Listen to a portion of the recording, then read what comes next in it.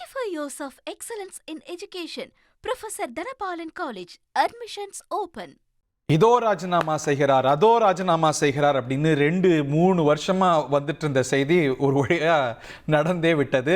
ஒரு வழியாக கடைசியாக ராஜினாமா செய்திருக்கிறார். ராஜினாமா செய்கின்றேன் என்று தெரிவித்திருக்கிறார் திரு சித்தராமையா. திரு டி.கே. சிவகுமார் முதலமைச்சராக, துணை முதலமைச்சர்களாக இருக்கிறாங்க. ஸோ திரு டி.கே. சிவகுமார் முதலமைச்சராகிறதுக்கான முன்மொழிவு, அதற்கான ஏற்பாடெல்லாம் தொடர்ந்து நடந்து வந்த நிலையில் திரு சித்தராமையா விலகாமல் இருந்தார். நேற்று முன்தினமெல்லாம் டெல்லியில் வைத்து பஞ்சாயத்து நடந்த நிலையில் இன்று ராஜினாமா செய்திருக்கிறார். இன்னைக்கு காலை சிற்றுண்டியும் அவருடைய அமைச்சரவை சகாக்களுக்கு வழங்கியிருக்கிறார். இந்த சிற்றுண்டி நிகழ்வில் D K. Shivakumar, the probable next chief minister, probable இல்லை ஆசீர்வாதம் வாங்குறார் பாருங்க, அவர் தான் அடுத்த முதலமைச்சர். கர்நாடகத்துடைய அடுத்த முதலமைச்சராக டி.கே. சிவகுமார் பொறுப்பேற்க வழிவகுத்து திரு சித்தராமையா பதவி விலகியிருக்கிறார். இன்னைக்கு பதவி விலகிறார், ராஜினாமா என்ற அறிவிப்பை வெளியிட்டிருக்கிறார். 50-50 ஃபார்முலாவில் தான் இந்த ஆட்சி அமைந்தது. ஆனால் 50 எல்லாம் தாண்டி 60-70ன்னு போகிற நிலையில் அவர் இன்னும் பதவியை விட்டு விலகாமல் இருந்து வந்தார். டெல்லியில் நிறைய பஞ்சாயத்து நடந்தது. நேற்று முன்தினம் நடந்த பஞ்சாயத்தில் ஒரு வழியாக தீர்வு வந்து இன்றைக்கி காலையில் சிற்றுண்டி கூட்டி இன்றைக்கி நல்ல தடபுடலான காலை சிற்றுண்டி விருந்த பரிமாறி இருக்கிறார் திரு சித்தராமையா. லைவ் கவுண்டரில் பெண்ணே மசாலா தோசை, கார பொங்கல், ஸ்வீட்டு அப்படின்னு வகையாக அமைச்சர்களுக்கு பரிமாறப்பட்டிருக்கிறது. பரிமாறிய கையோடு நன்றி தெரிவித்து நான் பதவி விலகுகிறேன் என்று திரு சித்தராமையா அறிவித்திருக்கிறார். இப்படி விலகுவதாக தகவல் அப்படின்னு நம்ம கடந்த 2-3 ஆண்டுகளாக தொடர்ந்து பார்த்து வந்த நிலையில் அது உறுதியாகி இருக்கிறது. மேலிடமும் கூட இதுக்கு மேலே நீட்டிக்க முடியாதுங்க, நம்ம ஒரு டிரான்சிஷன் நோக்கி போகணும் அப்படின்னு சொன்ன நிலையில் இறுதியாக அவர் முதலமைச்சராக ராஜினாமா செய்கிறார் சித்தராமையா.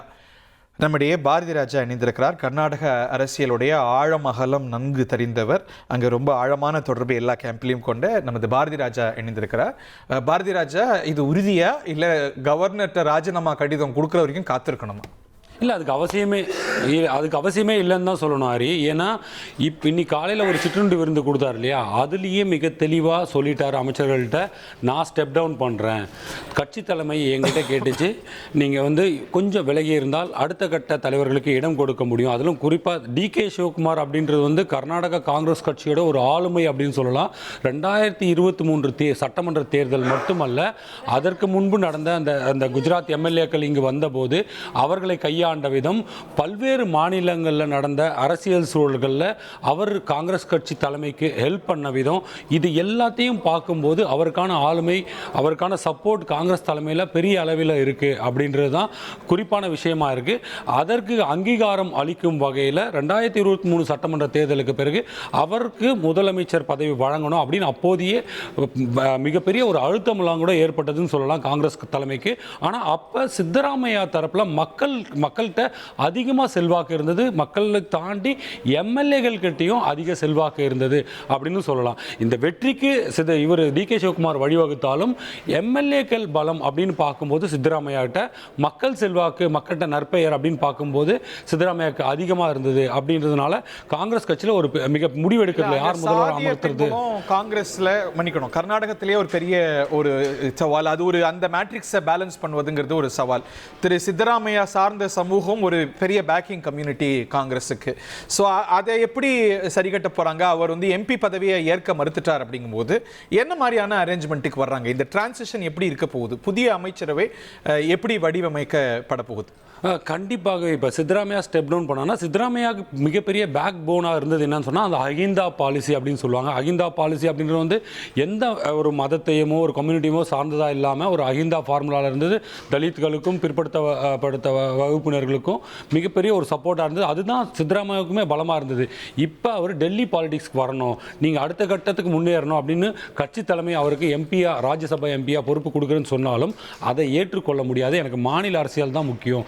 இது இப்போ இல்லை, பல முறை சொல்லியிருக்காரு. அந்த 2023 சட்டமன்ற தேர்தல் முடிந்த உடனேயே அவருக்கு எம்பி பதவி தான் கொடுக்குறேன்னு சொன்னாங்க. நீங்கள் டெல்லிக்கு வந்துருங்க, டெல்லி அரசியலில் நீங்கள் இருக்கணும், அதனுடைய அவசியம் இருக்குது அப்படின்லாம் கூட காங்கிரஸ் மேலிடம் சொன்னாலும் கூட அதை ஏற்றுக்கொள்ளவில்லை. எனக்கு மாநில அரசியல் தான் மிகவும் முக்கியம், மாநில மக்களின் நலன் தான் மிக முக்கியம், அதை நான் இங்கிருந்து செயல்படுத்தணும் அப்படின்றதுல உறுதியாக இருந்தார். இப்போ ஸ்டெப் டவுன் பண்ணியிருக்கும், இவர் ஸ்டெப் டவுன் ஆகணுன்ற ஒரு பேச்சு எழுந்தப்போ கூட இந்த சமுதாயங்கள் அகிந்தா பாலிசியாக இருக்கட்டும், அதே போல் மற்ற சமுதாயங்கள், கர்நாடகாவில் மிகப்பெரிய ஒரு ஆளுமையான சமுதாயம் அப்படின்னு பார்த்தீங்கன்னா லிங்காயத்து ஒக்கலிகா, இவங்க ரெண்டு பேருக்குள்ள தான். ஏன்னா இதில் அந்த மடாதிபதிகளின் ஆளுமையும் இருக்கும், அவங்களோட இன்ஃப்ளூயன்ஸும் கொஞ்சம் இருக்கும். எனவே லிங்காயத்து சமூகத்துக்கு தான் கொடுக்கணும், பெரிய அளவில் அவங்களுக்கு முக்கியத்துவம் கொடுக்கல. பாஜக முக்கியத்துவம் கொடுக்குறாங்க, ஆனால் காங்கிரஸ் கட்சி தரப்பில் முக்கியத்துவம் கொடுக்கல. எனவே லிங்காயத்தினுடைய அங்கீகாரமாக இருக்கப்படக்கூடிய எம்பி பாட்டீல் அவர்கள் முதல்வராக வேண்டும். ஏன்னா அவர் சித்தராமையாவுக்கும் ரொம்ப நெருக்கமானவர், அவர் முதல்வர் ஆகணும் அப்படின்ற கோரிக்கைகள்லாம் இருந்தது. இதையெல்லாம் இப்போ காங்கிரஸ் தலைமை புறந்தள்ளி இருக்கிறது. அந்த உழைப்புக்கான பலனை கொடுக்கும் விதமாக அடுத்த 2 ஆண்டுகளுக்கு அந்த 50-50 ஃபார்முலா சொன்னோம் இல்லையா, 2.5 வருஷம், அதிலிருந்து ஒரு 6 மாதம் கூடுதலாகவே எடுத்துக்கொண்டார் சித்தராமையா. இப்போ ரிசைன் பண்ணால் அடுத்த கட்டமாக ஒக்கலிகா தலைவராக இருக்கக்கூடிய DK சிவகுமார் அவர்கள் அவரோட உழைப்பின் பலனாகத்தான் கொடுக்குறாங்க. இது சமுதாய அங்கீகாரம் கிடையாது. சமுதாயம் தரப்பில் சிலர் கோரிக்கைகள் வைத்தாலும் கூட அவரது உழைப்பின் பலனாகத்தான் இதை நம்ம பார்க்கணும். ஹரி, ரைட். திரு சித்தராமையோடைய மகனும் கூட சட்டமன்ற உறுப்பினராக இருக்கார் இல்லையா? ஸோ அவர்லாம் அடுத்த தலைமுறை அகாமடேட் பண்ண, எப்படி பிஜேபியில் எடியூரப்பாவுக்கு இதே போல் ஒரு சூழல் ஏற்படும் போது எடியூரப்பாவுடைய மகனை எலிவேட் பண்ணாங்களோ, அது போல சித்தராமையோடைய மகன் அமைச்சரவையில் தலை தூக்க வாய்ப்பு இருக்கா? கண்டிப்பாக. கடந்த அந்த 2023க்கு முன்னாடி தேர்தலில் அவர் எம்எல்ஏ வந்தார். இப்போ எம்எல்சியாக இருக்கார், அதாவது மேல் சபை உறுப்பினராக இருக்கார். யத்தீந்திரா சித்தராமையோட மகன், இளைய மகன். அவருக்கு அரசியல் ஆர்வம் இருக்குது. அவருக்கு வழிவிடும் விதமாக இது பார்க்கப்பட்டாலும் கூட அவருக்கு அமைச்சரவையில் இடம் கொடுத்தா பல்வேறு கேள்விகள் எழும். ஏன்னா பல முக்கிய தலைவர்கள், பல முறை வென்ற தலைவர்களுக்கு கூட அமைச்சரவையில் இடம் இல்லை அப்படின்ற ஒரு கேள்விகள் தொடர்ந்து இருந்து வருது. அமைச்சரவை விரிவாக்கத்தில் தான் இந்த பிரச்சனையை, முதல்வர் மாற்றம் பிரச்சனையை பெருசாக ஆரம்பிச்சதுன்னு சொல்லலாம். ஏன்னா முக்கிய நபர்களுக்கு இடம் கொடுக்கல, DK சிவகுமாருடைய ஆதரவாளர்களுக்கு அமைச்சரவையில் இடம் கொடுக்கல. அதே போல் DK சிவகுமாருக்கு முதல்வர் பதவியை மாற்றினால் சித்தராமையா ஆதரவாளர்களுக்கு, அதாவது ஆதரவாக இருக்கக்கூடிய பலமுறை வென்ற எம்எல்ஏக்களுக்கு அமைச்சரவையில் இடம் கிடைக்காது என்ற கேள்விகள்லாம் எழுந்தது. இந்த நிலையில் இடம் கொடுப்பாங்களா அப்படின்னா அது ஒரு கேள்விக்குறியாக தான் பார்க்கணும். ஆனால் இதுவும் ஒரு பாலிசி. அடுத்த முறை தேர்தலில் அவருக்கு வாய்ப்பு வழங்குவதோட, யார் யத்தீந்திரா சித்தராமையாவுக்கு, சித்தராமையா மகனுக்கு வாய்ப்பு வழங்குவதோட அடுத்த முறை அவர் வெல்லும் பட்சத்தில் அவருக்கு அமைச்சரவையில் கூட இடம் கொடுக்கலாம். இப்போ காங்கிரஸ் தலைமை என்ன சொல்லியிருக்கு, சித்தராமையாக சொன்னது ஒரு பக்கம் இருக்கட்டும், DK சிவகுமாருக்கு ஒரு முக்கியமான விஷயத்தை முன் வச்சிருக்காங்க.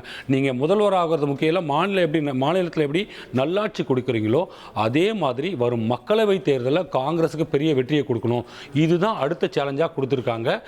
அது வந்து முதல்வராக பணியாற்றுறது ஒரு பக்கம்னா அது கட்சிக்கு ஒரு நல்ல பெயரை மக்களிடம் ஏற்படுத்தி அதன் மூலம் வெற்றி கிடைக்கணும் அப்படின்ற ஒரு பாலிசியை கொண்டு சென்றிருக்காங்க. ஏன்னா இப்போதைக்கு இன்னைய டேட்டுக்கு அவர் தான் காங்கிரஸ் கட்சியினுடைய கர்நாடக மாநில தலைவர் அப்படின்றத நம்ம புறந்தள்ளி விட முடியாது. அவர் முதலமைச்சராக பதவியேற்ற பின் அந்த பதவியை ராஜினாமா செய்யணும். அந்த பதவி யாருக்கு செல்ல வேண்டும் அப்படின்றதையும் இப்போ ஒரு கேள்விக்குறி வந்திருக்காரு. அதுக்கும் காங்கிரஸ் தலைமை ஒர்க் அவுட் பண்ண வேண்டிய அவசியம் இருக்கு. நன்றி, ரொம்ப தெளிவான அழகான விளக்கத்துக்கு நன்றி. பாரதி ராஜா கர்நாடக அரசியலில் ரொம்ப ஆழமான அனுபவத்தை கொண்ட பத்திரிகையாளர் என்பது குறிப்பிடத்தக்கது.